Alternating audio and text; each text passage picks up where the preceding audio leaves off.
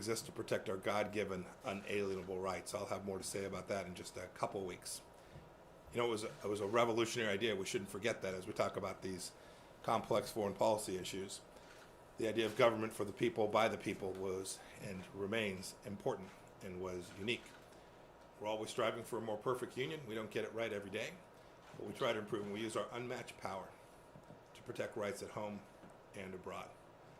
Happy early 4th of July to you all and to your families. Now turning to the substance of my remarks today. And I want to talk about one of the world's most unfree countries. Yesterday, the Chinese Communist Party implemented its draconian national security law on Hong Kong in violation of commitments that it made to the Hong Kong people and to the United Kingdom, in a UN-registered treaty and in contravention of Hong Kongers' human rights and fundamental freedoms. Free Hong Kong was one of the world's most stable, prosperous, and dynamic cities. Now it will be just another communist-run city where its people will be subject to the party elite's whims. It's sad. Indeed, this is already happening. Security forces are already rounding up Hong Kongers for daring to speak and think freely. The rule of law has been eviscerated. And as always, the Chinese Communist Party fears its own people more than anything else.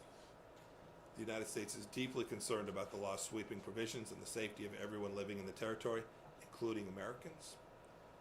Article 38 of the new law also purports to apply to offenses committed outside of Hong Kong by non-residents of Hong Kong, and this likely includes Americans. This is outrageous and an affront to all nations. On Friday, we implemented visa restrictions on those responsible for the Hong Kong crackdown. On Monday, we announced that we would end defense equipment and dual-use technology exports of U.S. origin going to the territory. We will continue to implement President Trump's directive to end Hong Kong's special status. Other federal agencies are involved as well. I applaud FCC Chairman Ajit Pai's for designating Huawei and ZTE as national security risks. We're also continuing to take action to build on President Trump's signing of the Uyghur Human Rights Policy Act. Today, the United States Department of State, along with Treasury, Commerce, and DHS, are issuing a business advisory to companies with supply chain links to entities complicit in forced labor and other human rights abuses in Xinjiang and throughout China. CEOs should read this notice closely and be aware of the reputational, economic, and legal risks of supporting such assaults on human dignity. I want to call attention to recent credible and deeply disturbing new reports that the Chinese Communist Party is imposing forced sterilization and abortions on Uyghurs and other minorities in Western China.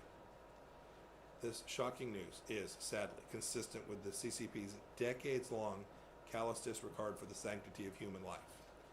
I call on all nations, women's advocates, religious groups, and human rights organizations to stand up for the Chinese people's basic human dignity. Look, the Chinese Communist Party's brutality affects the rest of the world too. We welcome India's ban on certain mobile apps that can serve as appendages of the CCP's surveillance state. India's clean app approach will boost India's sovereignty. It will also boost India's integrity and national security, as the Indian government itself has stated. Today, Canada's National Day celebrations are dimmed by the CCP's recent decision to bring trumped-up espionage charges against Michael Korvig and Michael Spavor. The CCP's propagandists have implied that these two Canadian citizens are hostages held in retaliation for Canada's lawful arrest of Huawei's executive. She is charged by the Department of Justice with bank fraud, wire fraud, and conspiracy to commit bank and wire fraud. I commend the Canadian government for standing firm and backing their independent legal system. Hostage taking for political gains puts China in league with the Irans and Venezuelas of the world. The two Mikes need to come home now. In the Middle East, at the Forced Brussels Conference on Syria yesterday, the United States announced almost $700 million in humanitarian assistance to support Syrians inside the country and displaced abroad, bringing our total funding to just over $11.3 billion since the conflict began more than 9 years ago. In Iraq, I want to commend the government there for bringing all armed groups under its control including those firing rockets at Iraqi government facilities. The presence of these lawless actors remains the single biggest obstacle to additional assistance or economic investment for the country. For the world to help Iraq, Iraq must first help itself. Baghdad's actions are a step in the right direction, and we applaud them. I want to note 3 brutal honor killings that have taken place in Iran. 14-year-old Romina Ashrafi, 19-year-old Fatima Barhi, and 22-year-old Rouhani Amri. 2 were beheaded and 1 was beaten to death with an iron bar at the hands of relatives. For 40 years, corrupt Iranian leaders have condoned murder, dehumanized women, and ignored cries for justice. When will they stop this unspeakable, wicked assault on human dignity? Staying on Iran.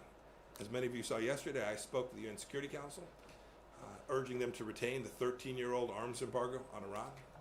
These restrictions, as a result of the failed JCPOA, are set to expire in October.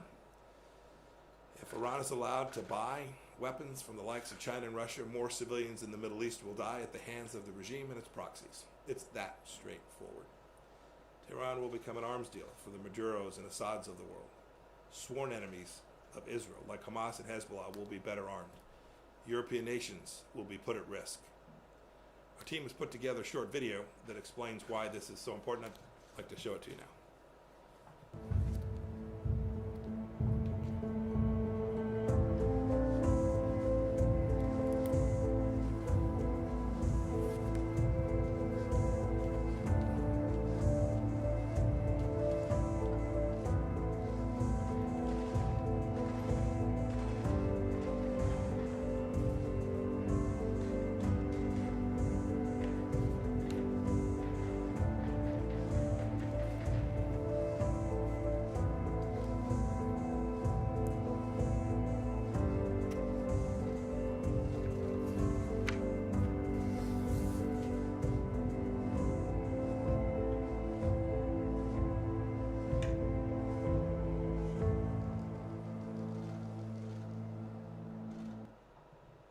So when you all hear about legal niceties and complexities and international fighting about what the right course of action is, remind yourself about what happens to the world if this arms embargo is lifted.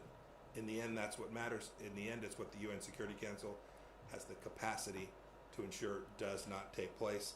I remind you to go back and look at remarks from the previous administration about the fact that the United States has the unambiguous right, without the consent of any other nation, to ensure that this arms embargo stays in place.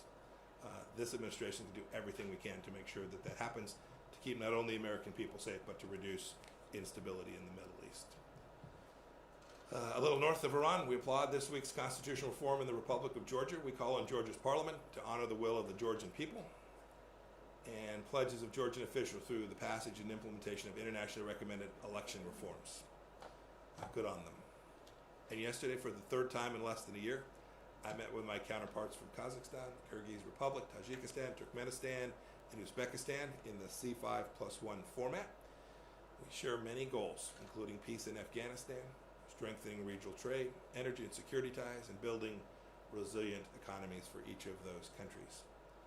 As a sign of America's focus on building genuine partnerships, our Development Finance Corporation CEO, Adam Bowler, is today accompanying Ambassador Khalilzad on a trip to the region to scout out investment opportunities where American businesses can be successful and help these countries be sovereign and independent as well. Congratulations are in order for the Democratic Republic of Congo. In an unprecedented ruling, President Tshisekedi, Chief of Staff, was convicted for corruption. And no one, however high in office, should be above the law. And last week, the people of Malawi elected Lazarus Chakwera as their next president. This is only the second time that a court, in Africa, that a court has overturned a presidential election tainted by irregularities, and the only time that a re-election process has resulted in an election of an opposite party candidate. Truly a historic opportunity for the people of that country. This past week, the United States and Russia held the first round of nuclear arms control talks. Our two sides met in Vienna. They had positive, detailed discussions on a wide range of topics, including China's secretive buildup.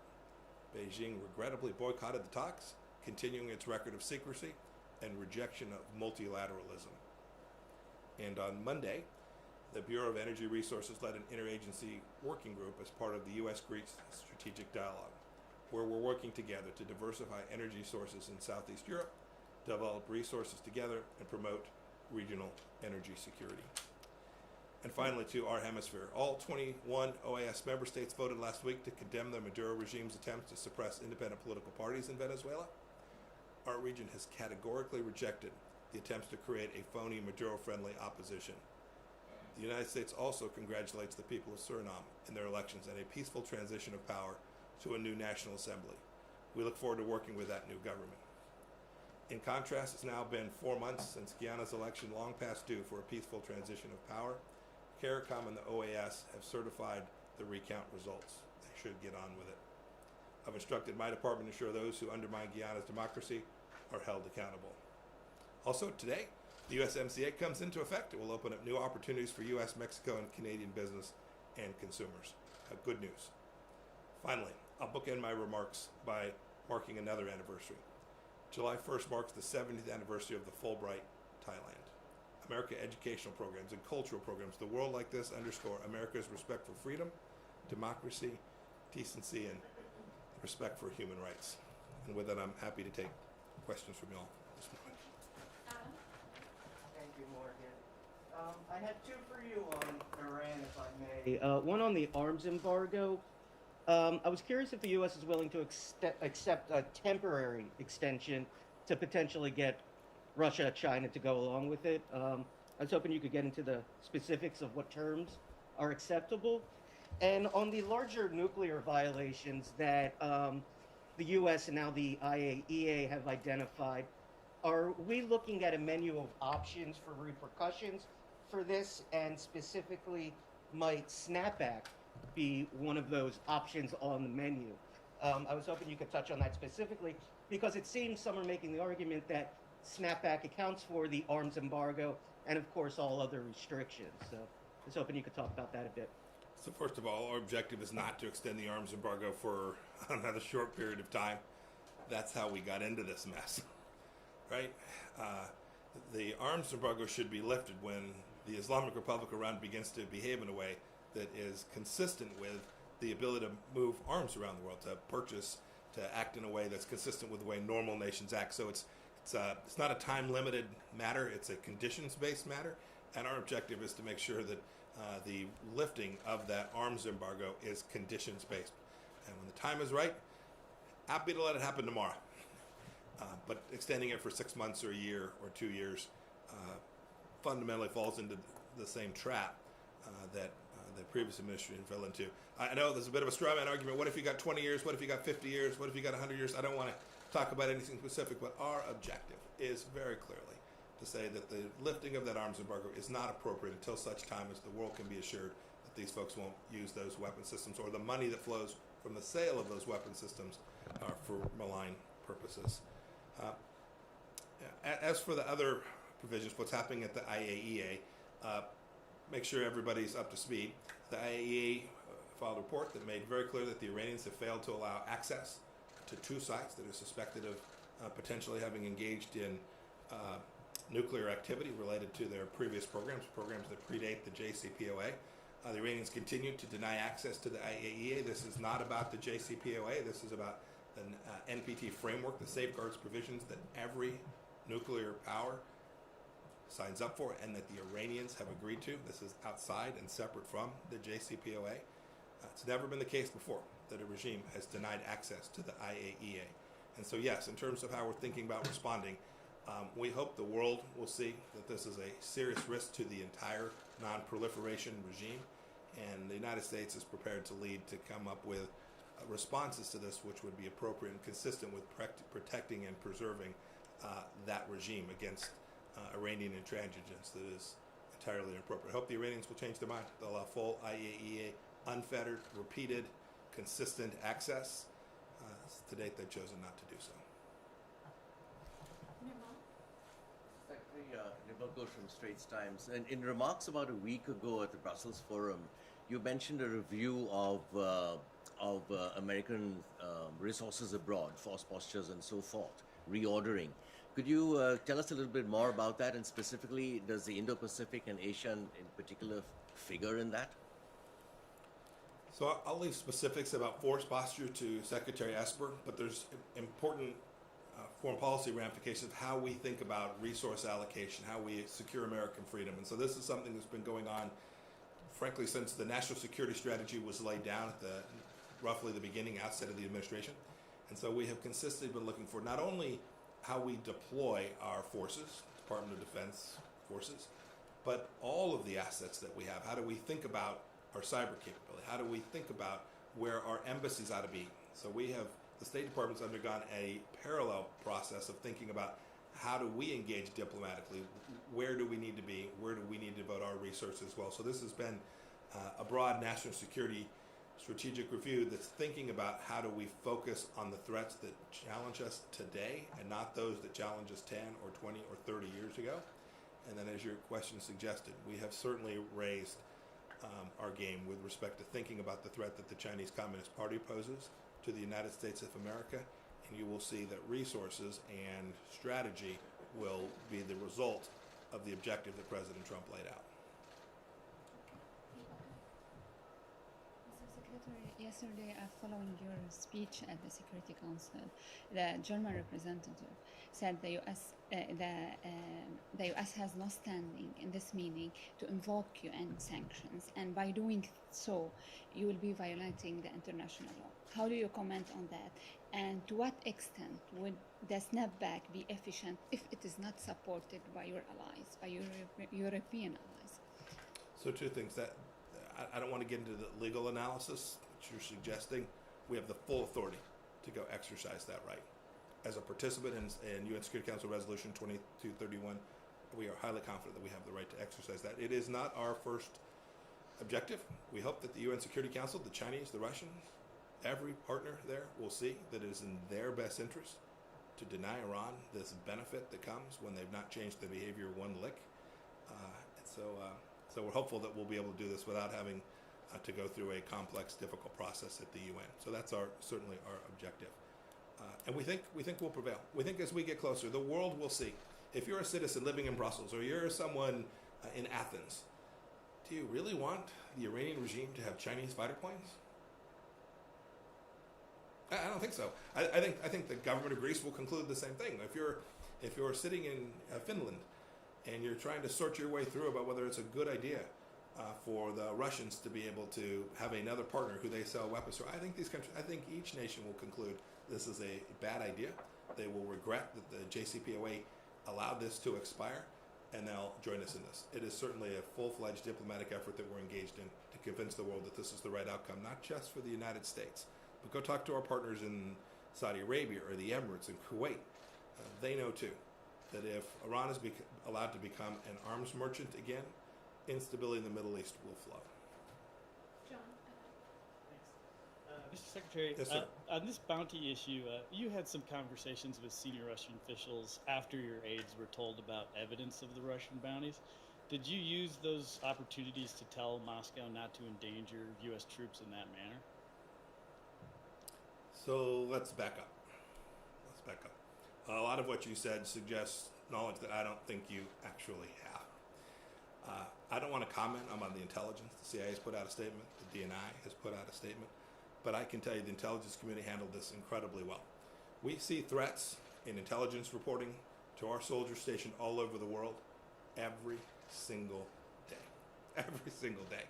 And so I can assure you that whatever reporting it is that you're referring to, that we responded in precisely the correct way with respect to making sure that our forces were postured appropriately, that they were aware of the level of the threat, the credibility of the threat, and that we were there. Second, the fact that the Russians are engaged in Afghanistan in a way that's adverse to the United States is nothing new. By the way, some members of Congress are out there today suggesting that they are shocked and appalled by this. They saw the same intelligence that we saw. So it would be interesting to ask them what they did when they saw whatever intelligence is that they are referring to. They would have had access to this information as well. Not just the intelligence committees, by the way, even more broadly than that. We took this seriously. We handle it appropriately. The Russians have been selling small arms that have put Americans at risk there for 10 years. We've objected to it. To your point, when I meet with my Russian counterparts, I talk with them about this each time. Stop this. We think we have a not perfect, but somewhat overlapping objective in Afghanistan. It's on their doorstep. We know they were routed in Afghanistan, right? So they have an objective there too, to reduce the risk of terrorism there. So yes, maybe not every time, but with great frequency. When I speak to my Russian counterparts, we talk about Afghanistan. We talk about the fact that we don't want them engaged in this, but it's just so everybody can be level set. Money flowing to Afghanistan to support the Taliban has been going on since we went to Afghanistan, now almost 2 decades ago. It's not just the Russians. Indeed, probably not the majority of the Russians. Money's flowed from lots of places, from Iran. Even today, the Iranians continue to undermine what we're trying to accomplish in terms of peace and reconciliation in Afghanistan. It's incredibly important that you take in context how it is this reporting is developed and how it is the United States has responded to this. We do everything we can, and this president has been vicious in securing American freedom and protecting American soldiers. The last point, there's some suggested somehow that there was an appropriate response taken because this was Russia. If you have 20 minutes, I will read to you what this administration has done with respect to Russia, but instead I'll just provide it to you for the record. But it starts with a $700 billion allocation of resources to the Department of Defense. It continues with withdrawal from the INF, something the Russians remain unhappy about. What we've done in Syria to push back against them, including against the Wagner Group. This administration has taken seriously the threat from Russia. I only wish we had not had so much to clean up from the previous administration's work to allow Russia to get on the ground in Syria, make enormous gains, interfere in elections in the United States of America under the previous administration's watch. We've had a lot to clean up, and President Trump has been serious about responding to this in a way that protects America, keeps Americans safe, and every day working diligently to make sure that we keep our soldiers safe wherever any threat, whether that's from Russia or otherwise presents itself. Mr. Secretary, the U.S. has viewed Russia as a bad actor, but wouldn't the bounties be an escalation? Wouldn't the bounties be an escalation? Go ahead. Yes. Thank you, Morgan. Thank you, Mr. Secretary. My question is, you just mentioned about the report written by Dr. Adrian Zenz regarding the forced sterilization and abortion of the Uyghur population, thereby China assimilating the Uyghur people. In the report, actually, Dr. Zenz, he presented compelling evidence that the Chinese government's severe human rights violation of the Uyghur people meet the criteria of genocide, as defined by the UN Convention on the Genocide. And also, former Hong Kong Governor Chris Patten called China's policy toward the Uyghurs is also genocide. In addition to that, European Parliament Chair Reinhard Bütikofer and his first Vice Chair Evelyn Gebhardt, in their joint statement yesterday, also said the report further corroborates the assessment that we may be witnessing the implementation of genocide. I know you also issued a statement regarding this report.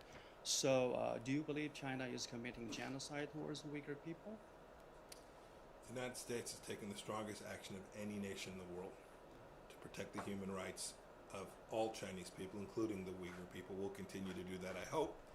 Our European allies in the region will take this seriously. We hope other Muslim nations will take this seriously as well and respond in a way that has the opportunity to protect those people's human rights. We'll evaluate how we think about the Chinese actions and what it is we ought to call them. We've worked closely with Congress to pass legislation that, if I recall correctly, passed nearly unanimously on Capitol Hill. The President signed that legislation. The United States takes seriously our obligation to preserve human rights of the people in China. We'll continue to do that. We're constantly evaluating those actions against the legal norms and standards for the world. Thanks, Mr. Oh, Secretary. yes, no, hi. Given all that you just laid out about the threat from Russia, is now the time to be bringing Russia back into the G7? And if I may, on Hong Kong, Obviously, China has passed the national security law, and the punitive measures that have been taken so far don't appear to have prevented them from taking these actions. So, how far is the U.S. willing to go, and are you willing to take the mandatory actions laid out, mandatory sanctions laid out in the Hong Kong Economy Act? Well, if they're mandatory, we'll do it. We always comply with the law here at the State Department, right? That's what we do. We will absolutely implement those laws, both consistent with the letter and the spirit of what those statutes require. So we will certainly do that. And there is more work to do for sure. But in the end, General Secretary Xi gets to make the decision about whether he wants to move his nation closer to something that is disconnected from the world in the most fundamental ways. They talk about, when I was in Honolulu, they talk about wanting to be good stewards, international players that comply with multilateral obligations. But when you're violating citizens' most fundamental freedoms, we should look to your actions, not to your words. And so that's what we will continue to do. We'll continue to do all the things that we can. And importantly, we will continue to build out a global coalition that understands the challenge that the Chinese Communist Party threat places on freedom-loving peoples all across the world. This isn't a U.S.-China challenge. This is a challenge that is between freedom and authoritarianism. And so long as we keep that foremost in our minds, I'm confident that the freedom-loving peoples of the world will prevail. With respect to Russia and the G7, when they were in this, they were causing problems. They're out of it, and they still continue to present risk to us. We need to talk to the Russians. And so the president gets to decide if he wants them to come to summits or not. That's his decision. I'll certainly leave that to him.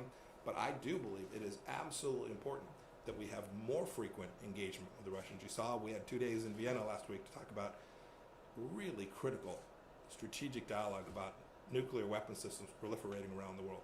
I think it is wholly important and appropriate for the United States to continue to have dialogue with the Russians to convince them to change some of the activities that are inconsistent with what it is the United States needs to do to preserve security and freedom for its own people. Kylie? Hi, Mr. Secretary. Kylie, good morning. I understand you don't want to get into the specifics of this intelligence, but now that it has been... No, it's not that I don't want to. I won't, because I'm not going to further jeopardize intelligence capabilities. I'm not going to put at risk the young men and women of Afghanistan in the same way that some news organizations have done. I just simply won't engage in that, Kylie. It's inappropriate, it is dangerous, and you ought not be part of that. As a former CIA director and soldier, however, do you feel that the president should have been told about the Russian bounty being offered to the Taliban to kill U.S. troops, even if that was not fully verified intelligence? You have 6 things in your question there that are just, I'm not going to go there. You've got assumptions about things that just don't reflect what it is that we've actually seen and done. With respect to this idea, this administration has been good. And when I was CIA director, I was directly involved in this and making sure that the president had the relevant information he needed to make important strategic decisions. You should know that threats, I'll give you an example of threats to our embassy. Every morning I get a briefing. It's the first or second thing I do every day about challenges that we have, threats to our embassy. I don't share that with the president every day. These are Americans. These are State Department diplomats who are at risk. What we do is we do the hard work. We put our team on the ground. We make sure we have the security posture right. If necessary, I call my counterpart at the Department of Defense and make sure that his forces are properly positioned. If the threat is a verifiable enough and of a sufficient threat, we do this every day. We make those judgments. That's my responsibility to do that, to do it well. When the threat is sufficiently serious, the scale of the threat is of such importance that there's an action that I think that the president needs to be aware of, and the information that I've seen is sufficiently credible, then we make sure that the president is aware of that. The president has been consistently aware of the challenges that Russia presents to us. And he is aware of the risk in Afghanistan. It's why we have spent so much time over this past year at the president's direction to reduce risk to our forces in Afghanistan in a way no previous administration has done. We've set about a peace and reconciliation plan inside of that. And by the way, as part of that, we've talked to the Russians about how we can reduce the risk of violence from the Taliban to Americans on the ground in Afghanistan. Now, we've taken the threat, and the president's taken the threat to our forces in Afghanistan incredibly serious throughout the entire duration of this administration. So it's your opinion that the president Somebody else have a question? didn't need to know about this intelligence? Thank you, Mr. Secretary. Yes, sir. My question is on Lebanon. The Lebanese judge who issued a ruling banning local and foreign journalists from interviewing the U.S. ambassador to Beirut submitted his resignation yesterday after he was referred to judicial inspection over the ruling. Is the U.S. satisfied with that? And are you concerned of any military escalation between Israel and Hezbollah in the near future? Well, we're always concerned about the space between Hezbollah and Israel, but related to this incident with our ambassador and her ability to speak freely there, that doesn't raise my concerns greatly. I don't think that greatly increases the risk of conflict between the two. As for this judge no longer being the judge, one fewer Hezbollah judge is always a good thing.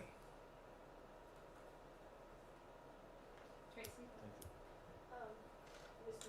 Secretary, you just mentioned, you talked about having talked to the Russians about reducing threats to American service people from the Taliban, and yet Not just for the Taliban.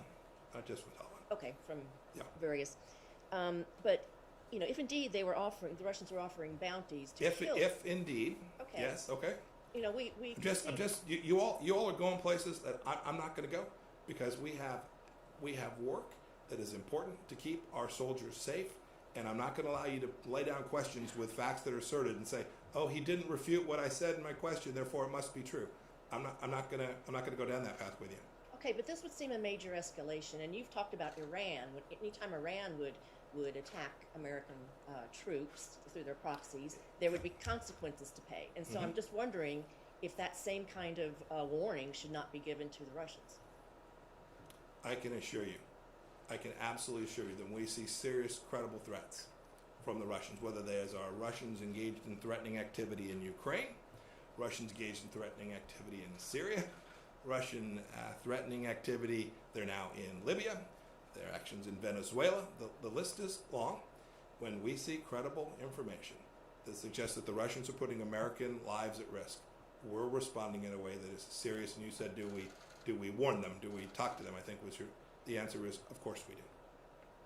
Okay, Rich? Thanks, Secretary. Hi. On Hong Kong, in your opening remarks, you called it now, after the security law was imposed, just another city subjected to the CCP's whims. Is Hong Kong lost, and how far is this administration willing to go to try to prevent that, or to try to bring a situation back to where it once was? Well, whether it's lost or not is entirely dependent upon the decisions that General Secretary Xi makes. And when you say lost, you mean has it lost its freedoms? Is it no longer an autonomous place? I signed a certification a couple weeks back now that suggested that it was not. I suppose these things are always reversible. The actions of the last 48 hours suggest that the Chinese government, at least at this point, the Chinese Communist Party has no intention of reversing that trend. And as for how far we'll go, I'll just repeat what the president said.